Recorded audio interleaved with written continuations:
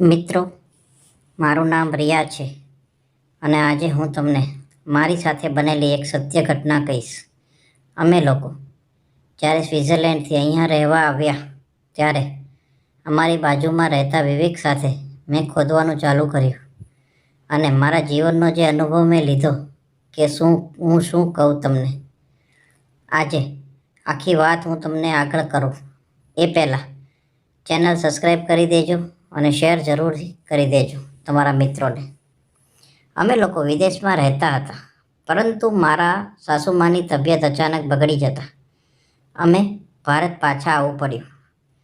ત્યારબાદ મારા પતિ ડૉક્ટરને બતાવ્યું એટલે ડૉક્ટરોએ કહ્યું મારી સાસુ જોડે હવે કોઈએ તો રહેવું જ પડશે. એટલા માટે થઈ અમે લોકોએ ભારત જ રહેવાનું નક્કી કર્યું. મારા પતિ મારી સાસુમાની સેવામાં વ્યસ્ત રહેવા લાગ્યા. મારા પર ધ્યાન ઓછું આપવા લાગ્યા. હું અંદરથી છલકાઈ રહી હતી. મારી ઉમંગો ઉડી રહી હતી. પરંતુ ક્યારેક ક્યારેક તો મહિનાઓ વીતી જતા, પરંતુ મને સંતોષ મળતો નહીં. મારા પતિ સ્વિટ્ઝરલેન્ડમાં રહેતા તો મને રાતભર ના છોડતા, પરંતુ ભારત આવ્યા બાદ એમના મમ્મીની સેવામાં ટેન્શન અને સ્ટ્રેસમાં રહેવાથી એમની કેપેસિટી માત્ર 2 મિનિટની જ રહી. હજી તો મારું પૂરું ખુલે નહીં ત્યાં એમનો કલરકામ પૂરું થઈ જવા લાગે. અંદરથી મને ભૂખ લાગતી હતી. મને તડપ વધી રહી હતી. મારી બસ પલંગ તોડ કબડે રમવાની ઈચ્છા હતી, પરંતુ મારા પતિએ પૂરી કરી શકતા ન હતા. એક દિવસ મારા પતિએ કોઈ કામથી બહાર જવાનું થયું અને એ બહાર ગયા અને મને સાસુનું ધ્યાન રાખવાનું કહીને ગયા. હું ધ્યાન રાખી રહી હતી એટલી વારમાં સાસુમાને ચક્કર આવ્યા. એ થોડા જાડા હતા એટલે એકલા ઉપાડી શકાય તેમ ન હતા. એટલે મેં બાજુવાળા આંટીને બૂમ મારી. આંટી કંઈ બીજી હતા એટલે એમણે એના છોકરા વિવેકને કહ્યું કે વિવેક, જા બાજુમાં ભાભીને મદદ કરી દે. વિવેક આવ્યો ત્યારે પહેલીવાર હું વિવેકને મળી. વિવેક લગભગ મારા કરતાં 5 કે 7 વર્ષ નાનો હતો, પરંતુ જવાન થઈ ચૂક્યો હતો. તે જીમ બી કરતો હતો, જેથી તેનું બોડી બી આકર્ષક હતું. તેણે મારી મદદ કરતા એક બાજુથી મારા સાસુમાનો હાથ પકડ્યો અને એમને બેડ પર સુવડાવવામાં મારી મદદ કરી.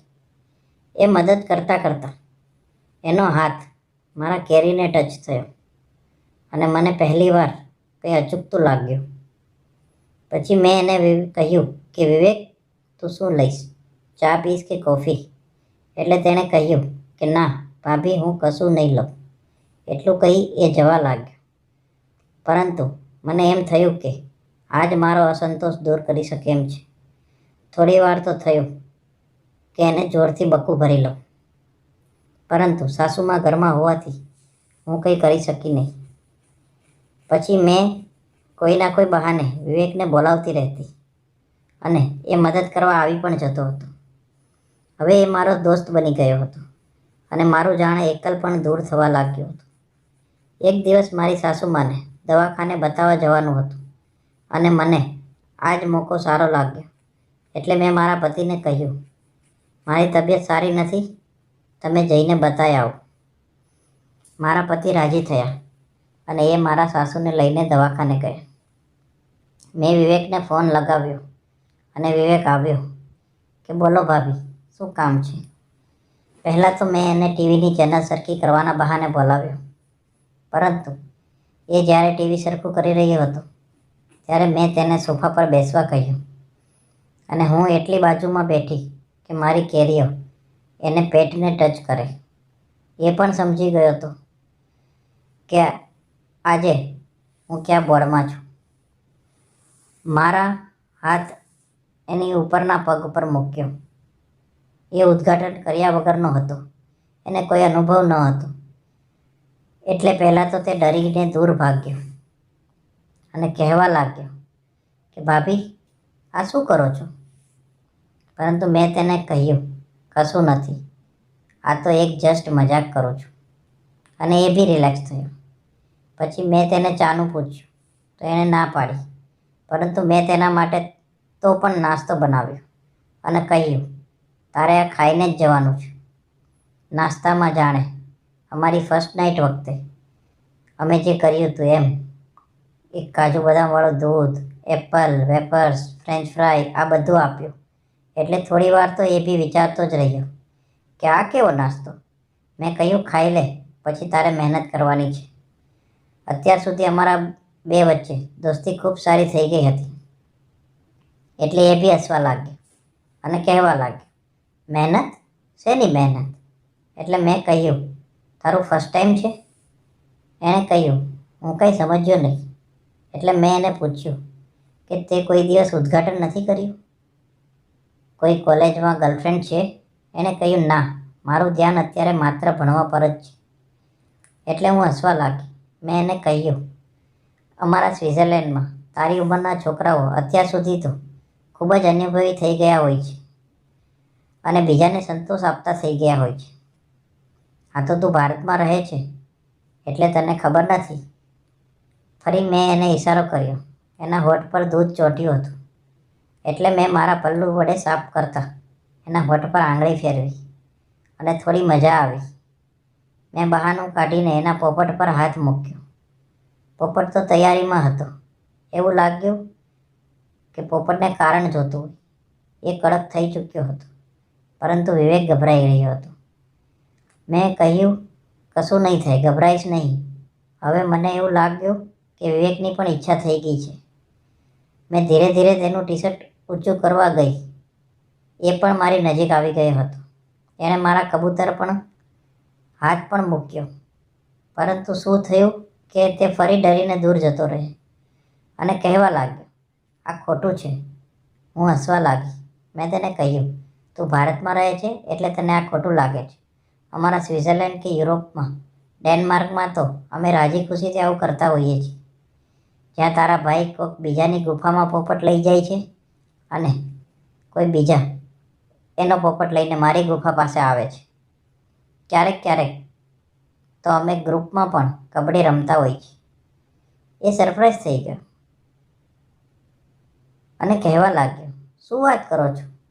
આવું પણ હોય છે? એટલે મેં કહ્યું, હા, હોય શું. અમે ખુદ જ આવા પ્રોગ્રામ કરતા હોઈએ છીએ અને આમાં કંઈ ખોટું પણ નથી. જેમ તમને ભૂખ લાગે છે અને તમે ખાવાનું ખાઓ છો, તેમ આ પણ એક પ્રકારની ભૂખ જ છે જેને સંતોષ મળવો ખૂબ જરૂરી છે. લાગતું નથી? આટલી વાતો કરતા એ ફરી મારી નજીક આવવા લાગ્યો. હવે જાણો, એને ઉમંગો ફૂટવા લાગ્યા પછી મને થોડું મગજમાં વિચાર આવ્યો કે લાવ થોડો એને તડપાવું. એટલે મેં કહ્યું, વિવેક, હવે તારે જવું હોય તો જા.